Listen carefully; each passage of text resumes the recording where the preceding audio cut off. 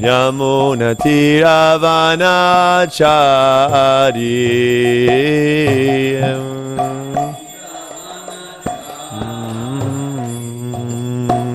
Yamuna Tiravanachari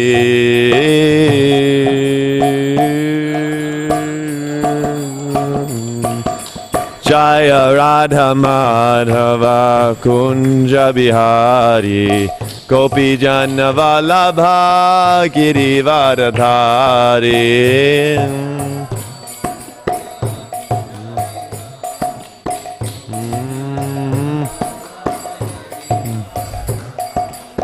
Jaya Radha Madhava Kunja Vihari Gopi Jana Vallabha Girivardhari Radha Madhava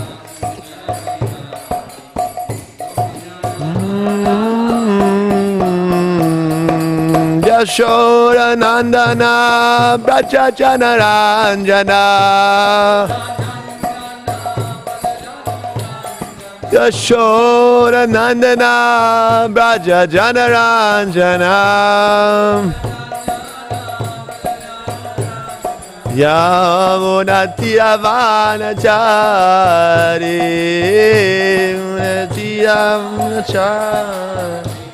Yamuna Tiravanachari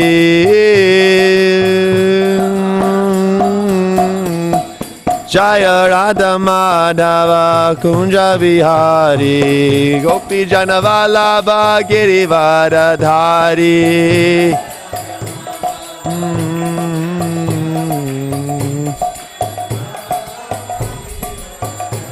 Jaya Radha Madhava Kunja Bihari Gopi Jana Vallabha Girivardhari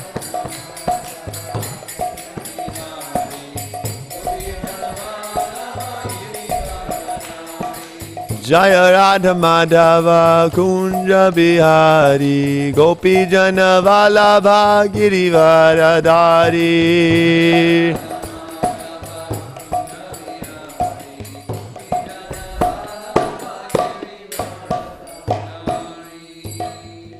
Shri Radha Madhava ki Jai, Srila Prabhupada ki Jai.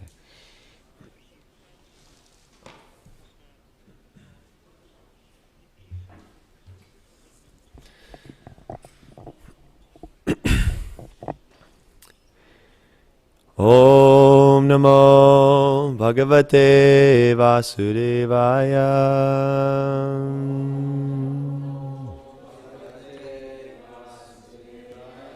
Om Namo Bhagavate Vasudevaya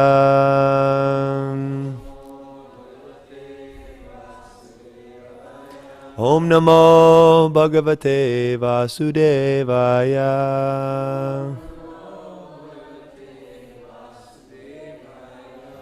Please recite along with me. Narayanam namaskritya naram chaiva narottamam Devim Saraswatim Vyasam Tato Jayamudiraya. Before reciting this Srimad Bhagavatam, which is the very means of conquest,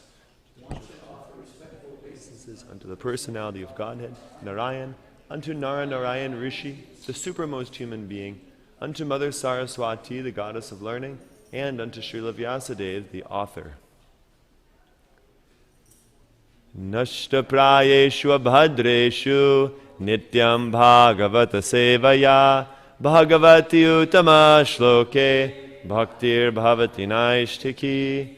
By regular attendance in classes on the Bhagavatam,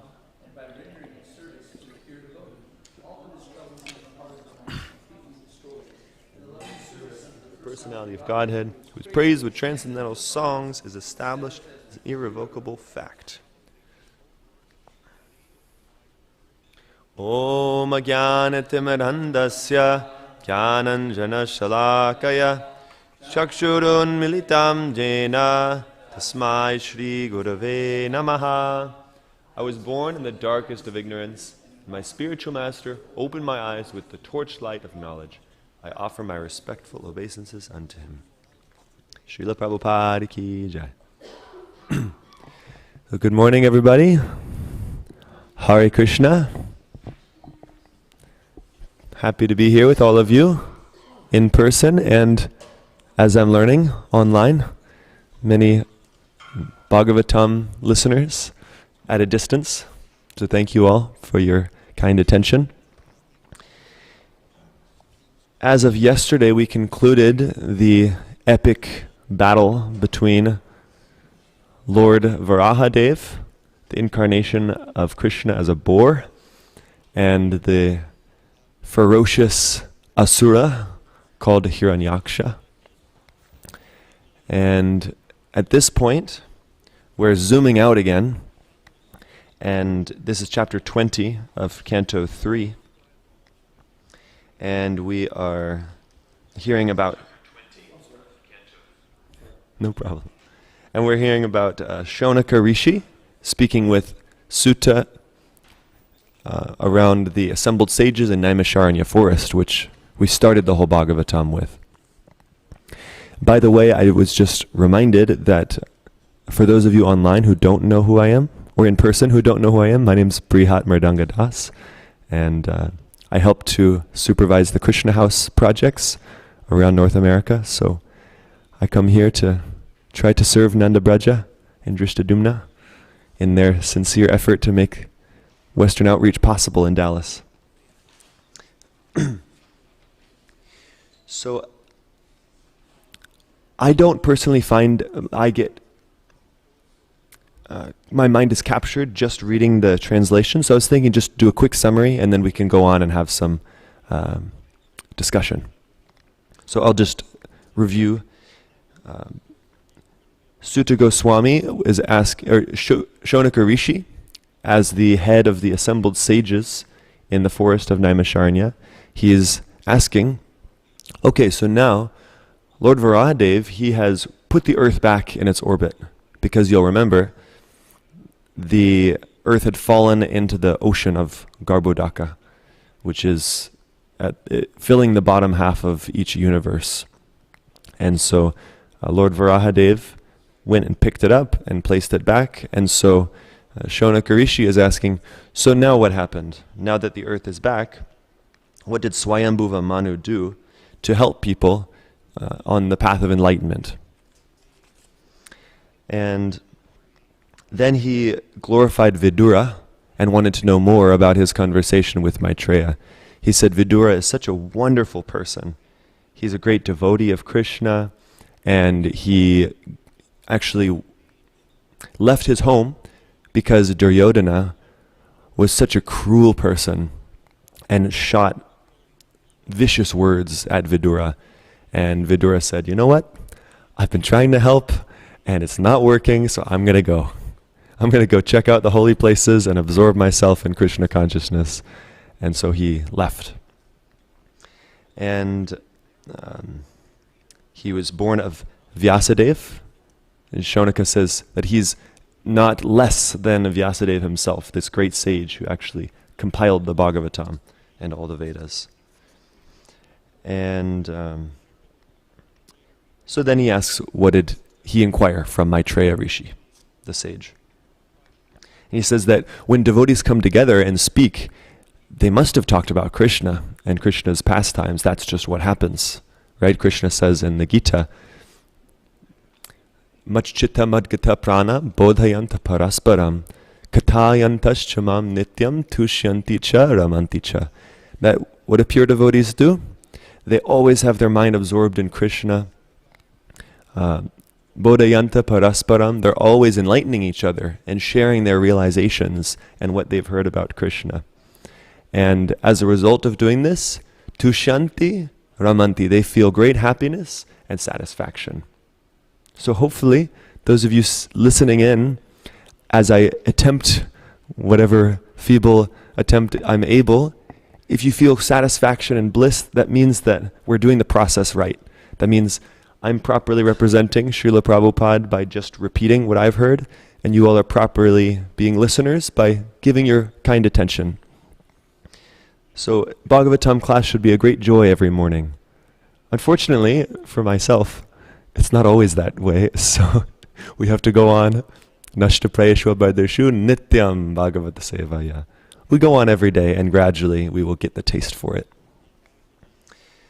So Sharonaka says, I've got to hear about what these pure devotees talked about. It must have been wonderful. They must have talked about the unlimited Supreme Lord. And hearing about this is just like bathing in a holy river, that it purifies you from all your karma, from all your wrong activities in the past. So we should bathe ourselves in the sound vibration of Krishna's holy names and the explanations of his activities in the Bhagavatam. And then he says, what kind of devotee would be satisfied, satiated by hearing the pastimes of Krishna? So if we are sitting in Bhagavatam class, or if we are reading Prabhupada's books in our free time, if we're hearing some lecture, and we're feeling, I've heard this before, or if we're feeling, I wish I were doing something else, then Sharonaka Rishi is saying, what kind of devotee are we? And I'm speaking for myself. I'm not here to point fingers. I'm part of I am not at the stage where I can fully relish Bhagavatam all the time. But he's making this rhetorical question here that should make us think, what kind of devotee am I if I'm not able to fully enjoy sitting in a Bhagavatam class every morning? I've got some work to do. And so we will discuss today how we can get to that stage of always relishing. So then, Sutta Goswami, who is always absorbed in thinking about Krishna, then he says, please listen to what I'm about to say. And we see this again and again in the Bhagavatam, the Bhagavad Gita, that the speaker is encouraging the listeners, saying, please listen. So why would you say that? Yeah, you're about to say something important, and maybe you're half asleep, maybe your mind is somewhere else. So the speaker says, please listen, to again catch your mind and say, this is very important. Please pay attention. So he says, what happened next is that after hearing this whole pastime of Varahadev, then Vidura inquired as follows. He said, and this is the verse we will cover in more detail, he said, O Maitreya, you know things that we can't see. You are a seer of the truth. And so would you please enlighten us and tell us what happened next? What did Brahma do to help populate the universe now that the earth was back in orbit? And more specifically, how did the Prajapatis, these progenitors, how did they populate and fill up the universe? And then Maitreya begins explaining about the creation of the universe, which is extraordinary. And we hear it again and again, and we can get a little bored by it sometimes. We can think, again, we're hearing about the creation of the universe, all right. And it can get really technical sometimes. But actually it's amazing if you really think about it. Who else knows about this? We hear of creation stories in different traditions, right? And they're always interesting. But what a complex, amazing understanding we have, a scientific understanding we have of how the elements of material nature are created, how the unlimited Supreme Lord Krishna expands himself, and then that expansion expands themselves, and that expansion expands themselves, and then we have Mahavishnu, who, just while he's sleeping, when you take a nap, what happens? Maybe we drool, maybe we are just totally unconscious. And when Krishna sleeps, when Vishnu sleeps, what does he do? Unlimited universes come out of his body. How amazing is that? And he's so unlimited that this expansion of an expansion of an expansion of Krishna then unlimitedly expands himself. And in every single universe, he becomes Garbhodakashayi Vishnu. And he lays down, anyway, I won't go through the whole thing. But it's amazing, right? We should really be captivated by this. Wow, Krishna is so unlimited. So my tiny problems, no problem for Krishna. So Maitreya Rishi then goes on in a few verses to explain how eventually these universes which come from Mahavishnu are like an egg. They're shaped like an egg. And specifically, a shining egg, which lays in the waters of the causal ocean in a lifeless state. So, for actually 1,000 years, I didn't know this before, but when Mahavishnu exhales, all these universes come from him, these egg-like universes, and they sit in the causal ocean for 1,000 years. And then he expands and enters himself as Garbhodakashayi Vishnu. And that's where our section ends today. Tomorrow we'll hear more about how Brahma comes from each Garbhodakashayi Vishnu. So are there any thoughts or questions on this much before we go on to the verse? Yes, Lakshmi Priya, can we have the microphone passed to her, please?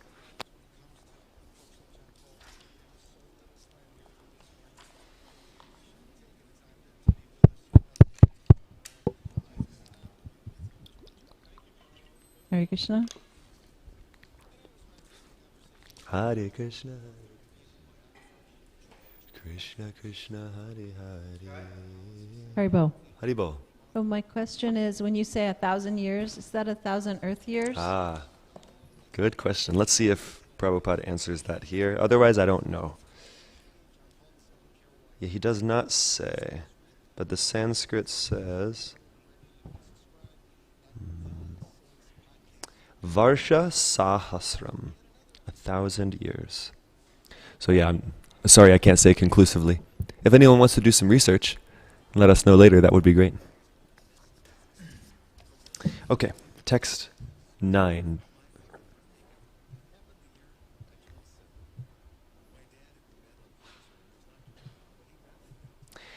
So, before we recite this, let's just highlight a few words that we might know, and then we can think about the meaning as we chant. I find that a lot more effective for myself.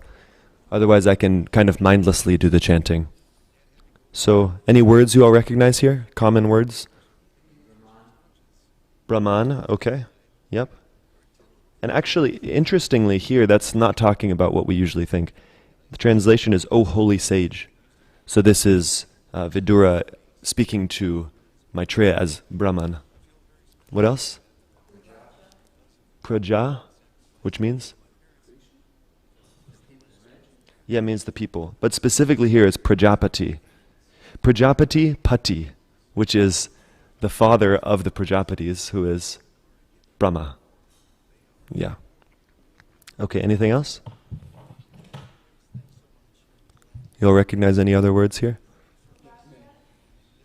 Uvacha, yeah. Said, Vidura said. And? Me. Okay. We have some ideas. I'll read the translation one time just so we can think about the meaning as we chant. Vidura said, "Since you know of matters inconceivable to us, tell me, O holy sage, what did Brahma do to create living beings after evolving the Prajapatis, the progenitors of living beings?" Okay. We can do the Sanskrit. Vidura uvacha Prajapati pati srishtva Prajasarge prajapatin Kim arabhatta me brahman Prabruhya vyaktamargavit Prajapati pati srishtva Prajasarge prajapatin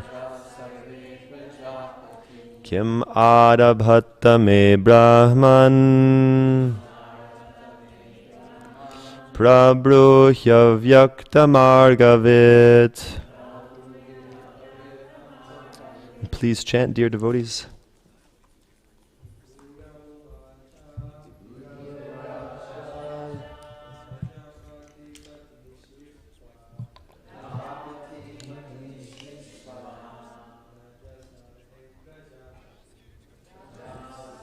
prajapatin kim adabhuta me brahman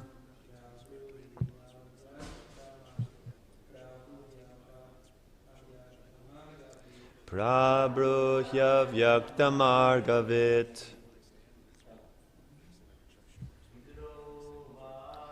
vidura uvacha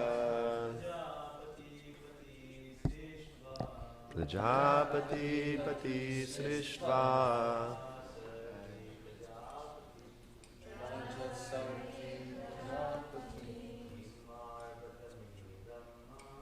kim arabhatta me brahman kim arabhu. Yes, marga means path. Yeah. Well done. Anyone else? Okay. We can read these together.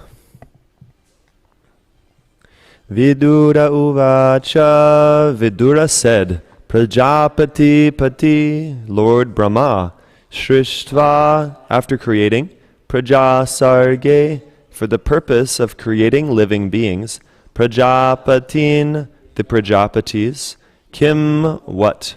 Adabhata, started, Me, to me, Brahman, O holy sage, Prabruhi, tell, Avyaktamargavit, knower of that which we do not know. Okay. Would somebody like to read the purport?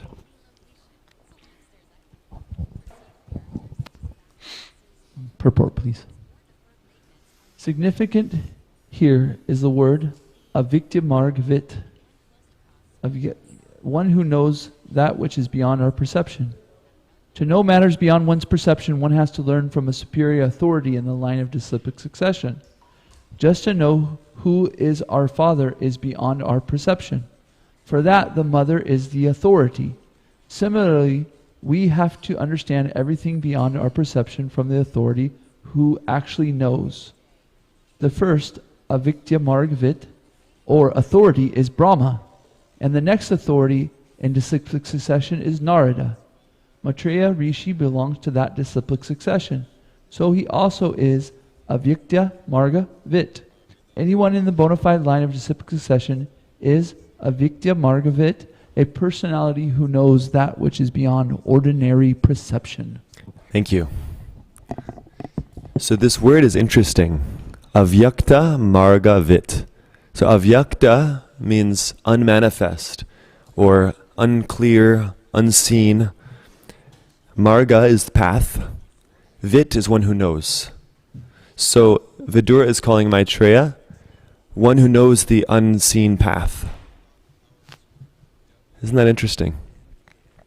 So it's like if you want to get to your destination driving, then you pull out your phone and you look at Google Maps. And you can see very clearly on there that the line where you should drive. And it even gives you alternate routes to get to the same destination. But when you don't have your phone, you can't see that, right? It's not like there's lines drawn on the ground that are pointing where you need to drive. So it's actually unseen for someone who doesn't have the eyes of a smartphone. So without that, it's very difficult. Without this vision coming from this technology. And in the same way, we need to consult 3 authorities in order to make sure we're going the right way. We need to consult the Guru, we need to consult the Shastra, and we need to consult sadhus, other advanced devotees. And in this way we can make sure that we're on the right trajectory. Because the fact of the matter is that there are 2 types of beings. There's conditioned souls, nitya baddha, which means that we're eternally bound up in material energy. And then there's nitya mukta souls, which are eternally liberated. and they are not affected by material energy, and they can see clearly. So we have to understand that what is our position? This is called sambandha. It means knowing my relationship with the Supreme. And in our current situation, in the material world, we're conditioned by material energy. We're blind. We're not able to see. We're like someone trying to go somewhere without an iPhone or without a map. We don't know where to go. We don't know what's right and wrong. Isn't it? Don't we all do things every day that aren't good for us, that are self-destructive? Don't we make decisions that are not for our best interest or for the best interest of others? So we don't know how to properly act in every moment because we are still conditioned by material energy, and it makes us blind to making the right choices. So we need to find someone who can see this unseen path. They have a vision which is beyond what we have. Like there's the analogy of a person tied up with rope, and who can untie someone who's tied up? They have to be themselves untied. They have to have their hands free.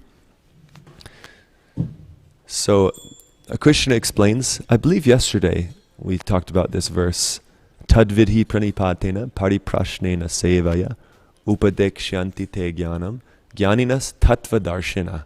So same meaning here, essentially, tattva darshina. Krishna says we need to find somebody who has darshan, who has vision of tattva, of the truth. And how do we interact with that person? Nanda Braja was kindly explaining that we should serve them and inquire from them in a submissive spirit. But we have to know who the right person is, right? You can't just go to anybody and ask for spiritual guidance. You'll get in a lot of trouble. Nowadays, if you have enough followers on Instagram, people take you as an authority, right? No? Oh, they've got 100,000 followers and they're saying spiritual knowledge. Then people will just accept what they say without considering the source of it. Or just because you published a book and it's written down on paper, then it must be true. So it's an unfortunate situation. Prahlad says it's blind leading the blind. And what happens when a blind person leads another blind person? They fall. They trip over and fall into a ditch, he says. So we need to find someone who has actual vision of spiritual knowledge and isn't just pretending to have vision of spiritual knowledge. Which is tough when you're blind, right? So what a predicament we're in. We're blind and we're trying to find someone who's not blind, but we're blind and we can't properly distinguish. So what do you do in this conundrum? What do you all say? If you're blind and you're trying to find someone not blind, someone can say, oh yeah, I can see, but you don't have the eyes to see if they are actually able to see. So what do? I was thinking of two things. You can pray to the Lord for help. Mm-hmm. And then you can try different things, which I'm not saying is a very good answer. You experiment. Yeah, you experiment. Okay. All right, that's nice. We know that if someone has sincere spiritual understanding, they can figure out that, okay, God is all-powerful, He's all-knowing, He's my friend, I'm blind here, and I'm trying to figure it out. Wouldn't He help me if I call out to Him, if I pray to Him? Actually, there's a verse in the 11th canto which is amazing. It says, on the path of bhakti, you can run at full speed, blind, and never trip and fall. Isn't that amazing? So it doesn't mean we're not going to make mistakes sometimes because we are imperfect. But what does it mean? It means that Krishna will take care of everything we need. Yoga kshemam vahamyaham. He says that what you have, I'll preserve that. And what you don't have, I will provide for you. And he says that those who are serving me with love, priti purvakam, then I'll give them intelligence so they can come back to me. So he will enlighten the path for us.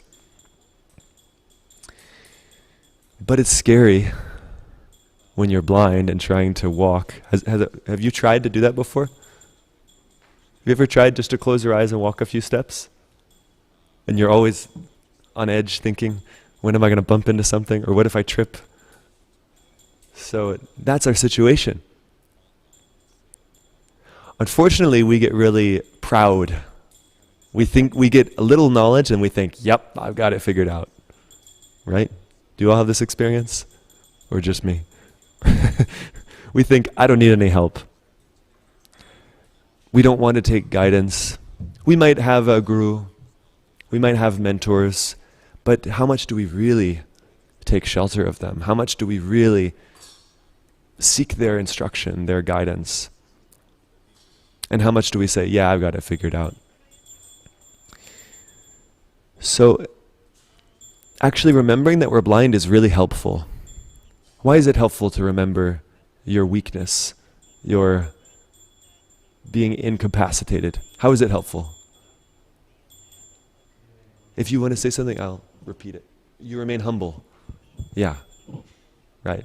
If you are strong and fit and healthy and beautiful and rich, then it's very easy to not be humble. But if you are lacking these things, it's very easy to be humble. But our existential situation is that actually we're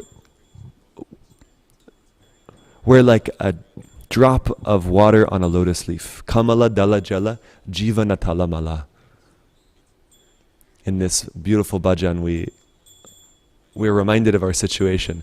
We're just like a tiny drop of water on a leaf of a lotus. And what happens when there's even a slight breeze? Whew, that drop is gone. So that's our position. We're in such a fragile position. Any moment, our life could totally change. We can lose our life. COVID started and nobody knew it would happen. A war just started in Russia and Ukraine recently. Another war just started in Israel. We have no idea. And with the political situation in America right now, we have no idea how quickly things will change. So, remembering our situation, remembering the fragility will make us attentive, right? Like when you're walking blindfolded, you're always on edge. Am I going to hit the wall? Am I going the right way? So if we're in this understanding that we're in a fragile position, we'll be very cautious to make sure we're taking the right steps. You were going to say something? I was going to say the interesting thing is when you're blind and you don't think you're blind, you actually are more blind. Interesting. So like, if you accept that you're blind, then you can start using tools to help you get through what you're, situation. Like a blind person, they grab a stick, and they have dogs or something like that. They say, okay, this is my situation. But if you're like, no big deal, stuff, and you just like, you don't start to comprehend the things you can do to help your situation or get better. Mm-hmm. Yeah, I'm thinking in the example I gave, someone walking with a blindfold, they would blame everyone else. Maybe you're walking around, you bump into a wall. What are you doing, wall? Who put that wall there? I know where I'm going. Or you bump into someone else and blame the other person.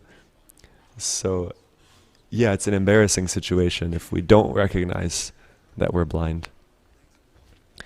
And actually the Sri Ishopanishad explains that one who has no knowledge goes to a dark place.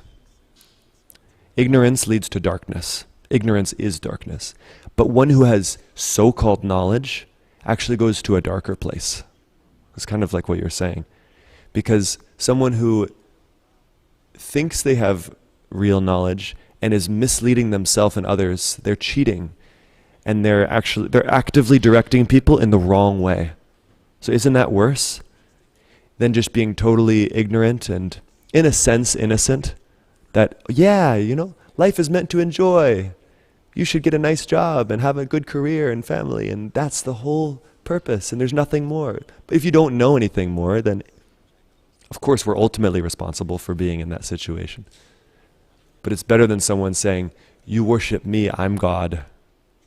Give me all your money, and exploit them. So it's much worse. If you were asking directions from somebody and they really didn't know, but they told you go this way, and then you went 3 miles that way and you figured out finally you're going the wrong way, they've actually messed you up by going 3 miles the wrong way. Instead of just being like, you know what, I'm not sure, maybe you should ask somebody different. Like they've actually, made it worse. Yes, right.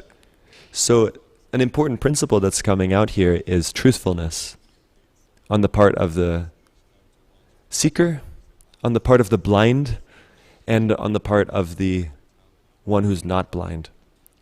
But the fact is, at the beginning, because we're blind, we have to take a leap of faith. We don't know. So we experiment. We pray and we experiment. That was really nice instructions you gave. So we pray out to Krishna. I don't exactly know what I'm doing, but I believe that you are there and you can guide me. And if I go the wrong way, you will redirect me. And I'm going to just try this out. I'm going to try it out. And so all of us here, in one way or another, we are experimenting with the path of bhakti. Or we're taking our experiment really far, and we've been doing this for years, and we have the guidance of a spiritual master. But still, surrender is a constant process, isn't it? So you can't just kick back and say, yep, my guru saved me. He's got it covered. I'm just going to enjoy, and he'll take me back to Godhead. No. We have to constantly work. We have to constantly show that we are sincere. Like Vidura. What an exalted soul is Vidura.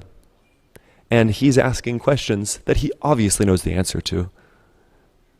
But he's setting the example for us that we should always be inquiring, always be in this humble, submissive mood of learning and advancing.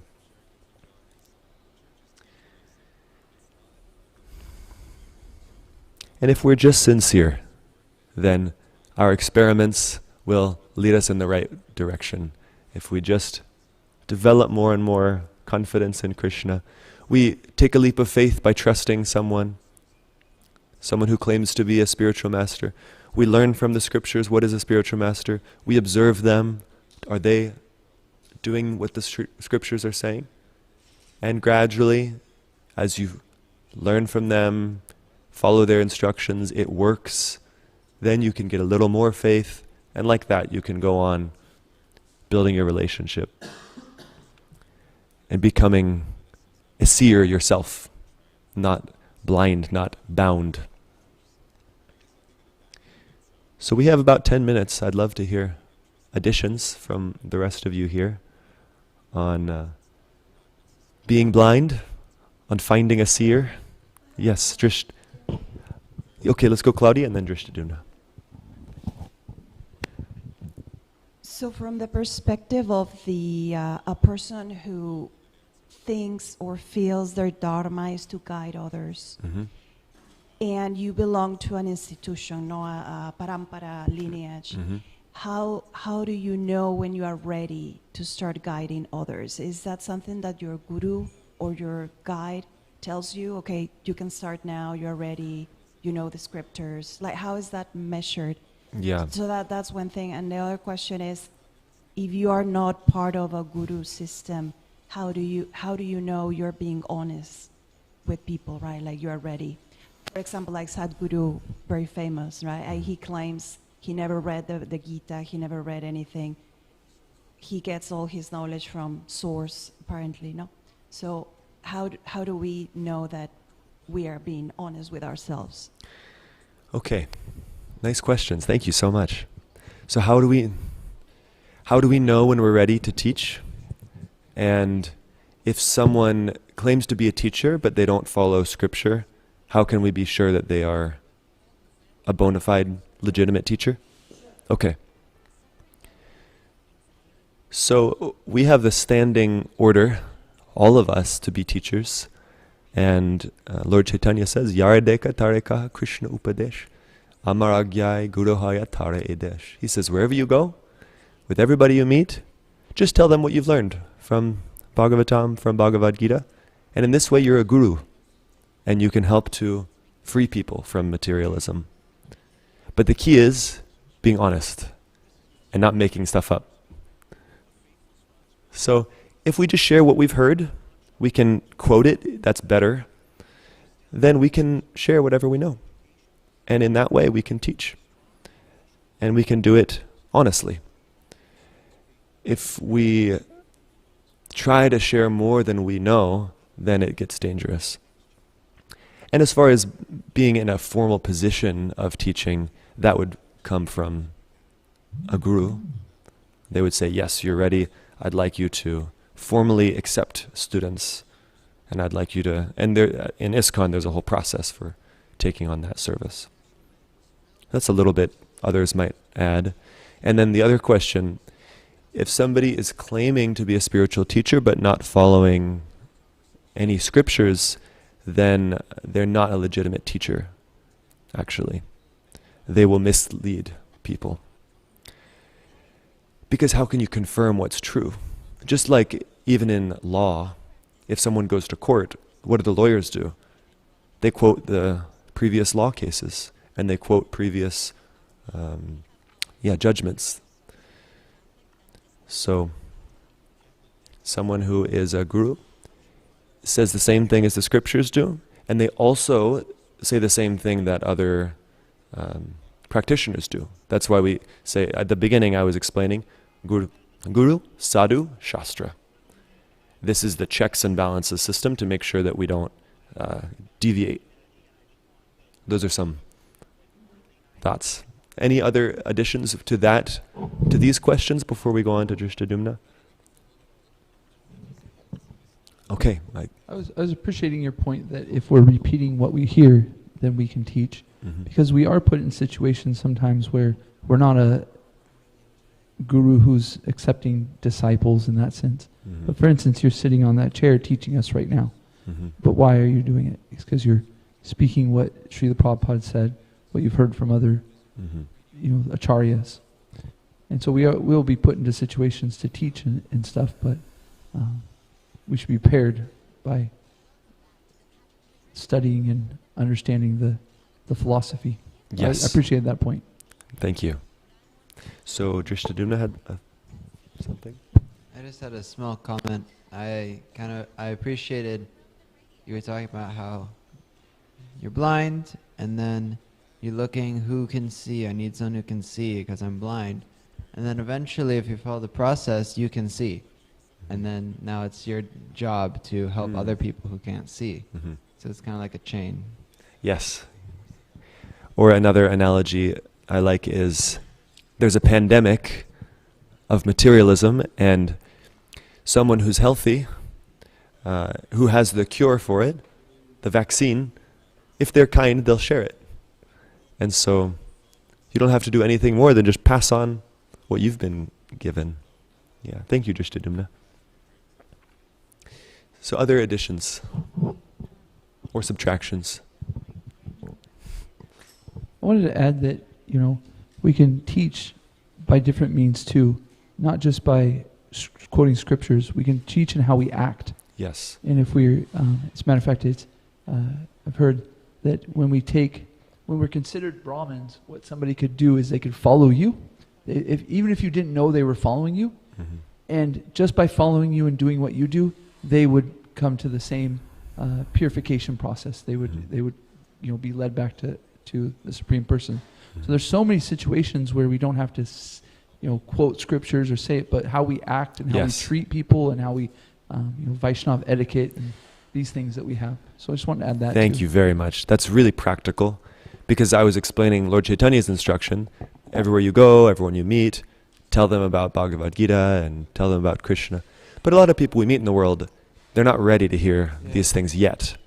And so better actually is through our character.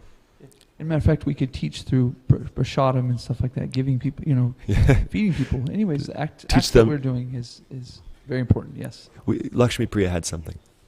So yeah, we're teaching them that there's a higher taste by giving prasad. I was just going to say something similar.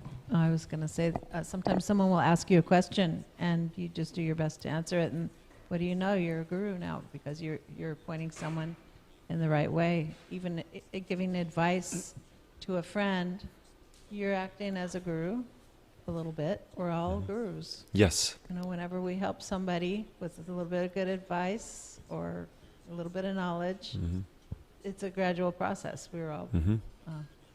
It's not that you have to know everything before you can help anybody at all. Yes, that's such an important point. We get crippled thinking, I have to know everything to speak about Krishna. No, just be honest. Yeah, I don't know certain things. Who does? Krishna. Nobody else does, actually. Krishna is the only one who knows everything. So, yeah, we're not Krishna. No problem. Be honest. Teach what you know and be honest about what you don't. Did you have anything more? Okay. Yes. Manjari Gopika. Thank you, Prabhu. I always enjoy your classes. Hare Krishna. A couple of things. First of all, yes, just to piggyback on that, I've been practicing yoga for 12 years. I've been teaching it for like 5 or 6, and I remember when my yoga teacher, lineage has always been very important to me, and she wanted me to teach a workshop, and I told her, no, this was a couple years ago, I was like, no, I can't. You know, the only workshops people go to are arm balance workshops, and I haven't been teaching long enough to do an arm balance workshop. And she's like, I didn't ask you to teach an arm balance workshop. She said, you only have to be the 3rd grader to someone else's 2nd grader. So let's I want you to teach the standing poses, you know. So I had this idea that I had to have all of this knowledge in order to give a workshop, but I didn't. I just had to share the knowledge I already had on a certain level. And so it's important for us to be honest with ourselves about what we know and our source for it, not the Sadhguru source, but I mean, be able to say, hey, in Bhagavad Gita or in Bhagavatam or this Prabhu who was initiated by so-and-so said in his class, and then share not just our own speculation. And then the last thing I wanted to close with, because we only have a couple of minutes left, but you promised that you would share how people can develop, at the beginning of your class, develop a taste for hearing Bhagavatam, because I have been really enjoying going to Bhagavatam class regularly, and I'm sitting here going, I don't know how I got to this place, that I really am loving hearing it. So I'd like to know your ideas. Yes. Well, there's a verse in 3rd canto, Lord Kapiladev says, Satam prasangan mamavirya samvido, that Satam prasangan, in the association of devotees, Mama Virya, my pastimes, Lord Kapila, who is Krishna, he says, Bhavanti hrit karna rasayana kata, that when we hear about Krishna's activities, in the association of those who like to hear, then it's very pleasing to our heart and to our ears. And then, amazingly, he says, Tajjoshanad ashu apavarga vartmani, that very quickly, by this process, on the path of liberation, Shraddha will develop faith, Ratir will develop taste, Bhakti will develop devotion, Anukramishyti, one step after the next. So the beginning is being with those who like to hear. That's the secret. And because you all like to hear, you can share that taste with others just by coming and listening attentively, by asking nice questions, giving comments, hopefully giving classes of your own. And actually, you will be able to transmit your taste to others. So I really appreciate all of your kind attention. I hope you all develop more and more taste for Srimad Bhagavatam with every passing day. And all glories to Srila Prabhupada. Hare Krishna. Jai. Jai. Vancha kalpa tarubhyascha kripa sindhubhya evacha patitanam Haribo. Jai. Hare Krishna.